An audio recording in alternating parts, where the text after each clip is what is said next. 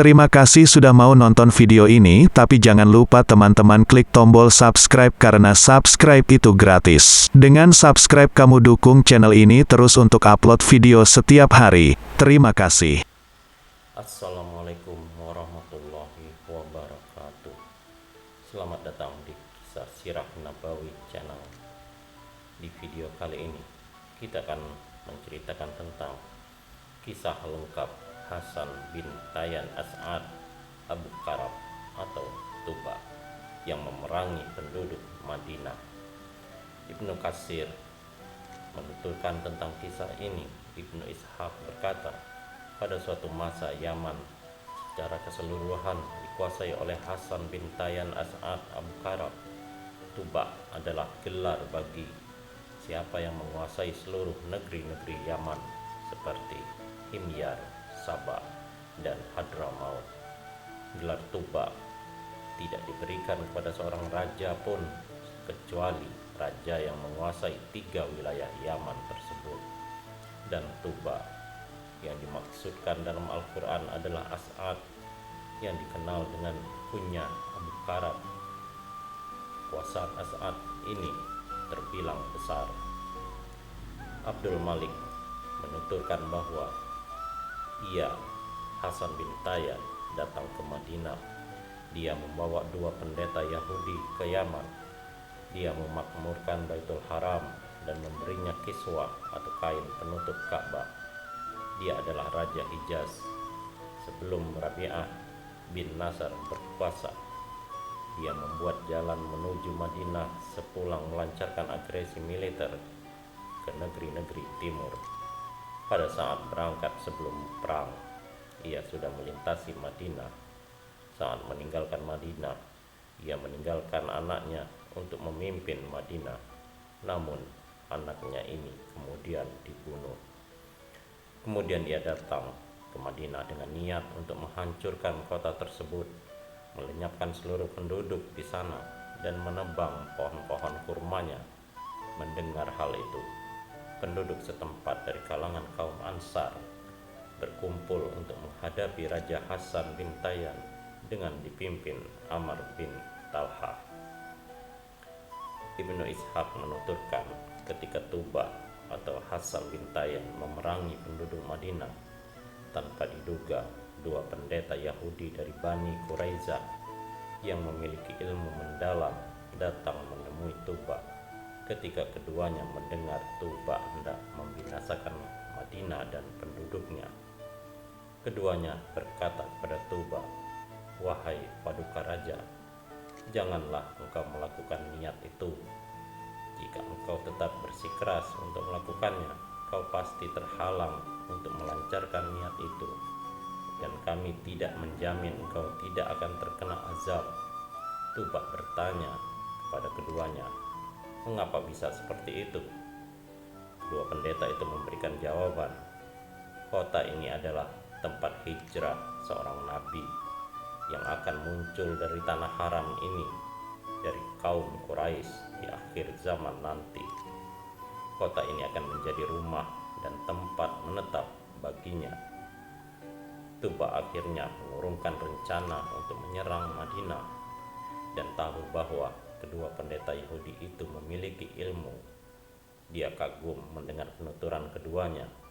Akhirnya ia meninggalkan Madinah dan menganut agama kedua pendeta Yahudi tersebut. Ibnu Ishaq menuturkan bahwa Tuba dan kaumnya adalah penyembah berhala. Tuba suatu ketika bergerak menuju Mekah. Saat menempuh perjalanan menuju Yaman, saat tiba di antara kawasan As-Safan dan Amad, sekelompok orang Huzail datang menghampirinya. Mereka berkata kepadanya, "Wahai paduka raja, maukah kutunjukkan kepadamu tempat penyimpanan harta benda terbengkalai yang tidak disadari keberadaannya oleh raja-raja sebelummu? Di dalamnya terdapat mutiara, zabarjad, yakut, emas, dan perak." Tuba menjawab, "Tentu saja." Mereka berkata, "Sebuah rumah di Mekah yang disembah penduduk setempat, dan mereka salat di dekatnya. Orang-orang Uzail ini hanya bermaksud untuk membinasakan Raja Tuba, karena mereka tahu raja-raja yang sebelumnya berbuat semena-mena di Baitullah pasti binasa. Ketika Tuba bertekad untuk beraksi sesuai informasi yang disampaikan orang-orang Uzail itu, ia mengirim utusan untuk menemui dua pendeta Yahudi, lalu menanyakan tentang hal itu. Keduanya memberikan penjelasan. Mereka, orang-orang Uzail, hanya bermaksud untuk membinasakanmu dan juga pasukanmu. Aku tidak mengetahui satu rumah pun yang dijadikan Allah di bumi ini untuk dirinya selain rumah itu. Jika kau melancarkan aksi seperti yang diserukan orang-orang Uzail itu, kau dan pasukanmu pasti akan binasa. Tuba kemudian bertanya, lantas apa yang kalian berdua perintahkan kepadaku jika aku datang ke rumah itu? Kedua pendeta menjawab, lakukan seperti yang dilakukan penduduk setempat, bertawaf mengelilinginya, mengagungkan dan memuliakannya, lalu kau mencukur rambutmu di dekatnya dan tunduk untuknya sampai kau pergi meninggalkannya. Raja Tuba bertanya, lalu apa yang menghalangi kalian berdua untuk melakukan hal itu? Kedua pendeta menjawab, demi Allah, rumah itu adalah rumah ayah kami, Ibrahim, dan rumah itu seperti yang sudah aku sampaikan kepadamu. Namun penduduk setempat menghalangi kami dengan adanya berhala-berhala yang mereka pasang di sekitar rumah itu, dan dengan darah-darah yang mereka tumpahkan di dekatnya. Mereka orang-orang najis dan musyrik, atau kata-kata lain seperti yang diucapkan kedua pendeta tersebut. Dari alasan itu, Tuba tahu kedua pendeta tersebut tulus dan ia percaya pada kata-kata mereka berdua.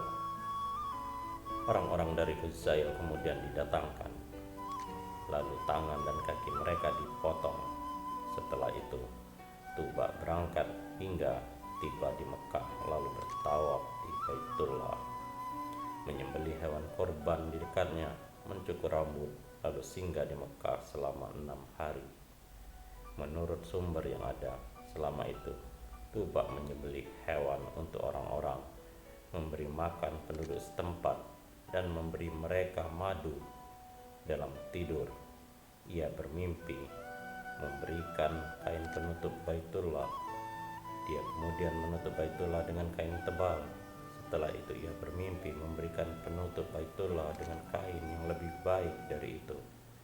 Dia kemudian menutupi Baitullah dengan kain ma'afir. Setelah itu ia bermimpi memberikan penutup Baitullah dengan kain yang lebih baik dari itu. Dia kemudian menutupi Baitullah dengan kain mala dan wasaknya. Konon Tuba adalah orang pertama yang memberi kain penutup Ka'bah. Dia memerintahkan para wali kotanya dari Jurhum untuk merawat Baitullah, memerintahkan mereka untuk membersihkannya, jangan sampai ada darah yang ditumpahkan di dekatnya, jangan ada bangkai ataupun wanita-wanita haid di dekatnya. Dia juga membuatkan pintu dan kunci untuk Baitullah. Terkait hal tersebut terdapat untayan bait syair, wahai anakku, janganlah engkau berbuat zalim di Mekah, baik terhadap anak kecil maupun orang dewasa. Jagalah kesucian-kesuciannya, wahai anakku, dan jangan sampai si penipu itu memperdaya dirimu, anakku. Siapa berbuat zalim di Mekah, niscaya ia menemui berbagai keburukan. Setelah itu dikatakan, Tuba pernah menghampirinya, lalu ia menutupi bangunannya dengan kain. Dia menundukkan diri kepada Rabbku, pemilik rumah itu, lalu ia memenuhi nazarnya.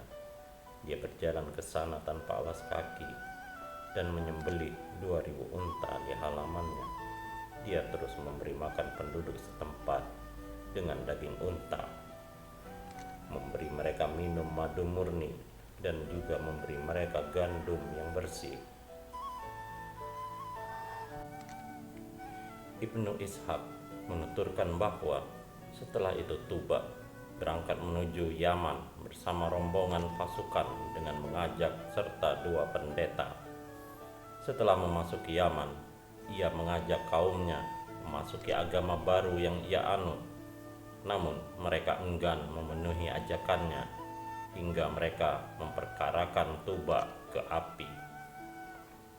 Di Yaman, menurut penuturan penduduk setempat, ada api yang memutuskan perkara di antara mereka terkait segala persoalan yang mereka perselisihkan. Api ini konon melahap orang zalim dan tidak mengakui kezaliman. Akhirnya, kaum Tuba pergi dengan membawa patung dan apa yang mereka percaya menurut keyakinan agama mereka. Sementara itu, kedua pendeta pergi dengan membawa kitab suci dengan kalungkan ke leher sampai mereka semua duduk menantikan api tepat di tempat munculnya. Tidak lama setelah itu, api muncul menghampiri mereka. Saat api datang menghampiri, mereka merasa takut. Tuba kemudian memerintah semua yang hadir agar sabar menghadapi api yang datang, hingga akhirnya api meliputi mereka semua. Api kemudian melahap patung-patung dan apapun yang mereka persembahkan. Setelah itu, 2 pendeta datang menghampiri dengan membawa kitab suci yang dikalungkan di leher mereka berdua dengan dahi dipenuhi keringat. Ternyata api tidak membahayakan kedua pendeta itu. Saat itulah penduduk Himyah bertepuk tangan mengakui agama kedua pendeta itu. Itulah awal mula munculnya agama Yahudi di Yaman. Nabi bersabda, "Janganlah kalian mencela Tuba karena ia telah masuk Islam." As-Suhaili menyebutkan bait syair yang ia nyatakan bersumber dari Tuba. "Aku bersaksi untuk Ahmad bahwa ia utusan dari Allah pencipta nyawa. Andaikan aku berumur panjang hingga bertemu dengannya, tentu aku akan menjadi menteri dan sepupu baginya. Aku akan memerangi musuh-musuhnya dengan pedang, dan aku akan melenyapkan semua kesedihan dari dadanya." Kata-kata Tuba ini, riwayat di atas sahih, menunjukkan bahwa ia selamat dari kebinasaan. Mungkin Allah membinasakan kaumnya setelah ia meninggal dunia atau ketika ia sedang pergi. Pelajaran yang diambil dari kisah ini adalah manusia ibarat bahan tambang seperti emas dan perak. Ada yang menerima kebaikan bahkan meski ia seorang raja, dan ada juga yang memiliki bahan tambang buruk yang tidak menyerap kebaikan bahkan meski ia seorang fakir. Orang seperti ini tidak memahami bahwa kemuliaan itu milik yang maha mulia, dan siapa menyembah hamba, Allah pasti menghinakannya.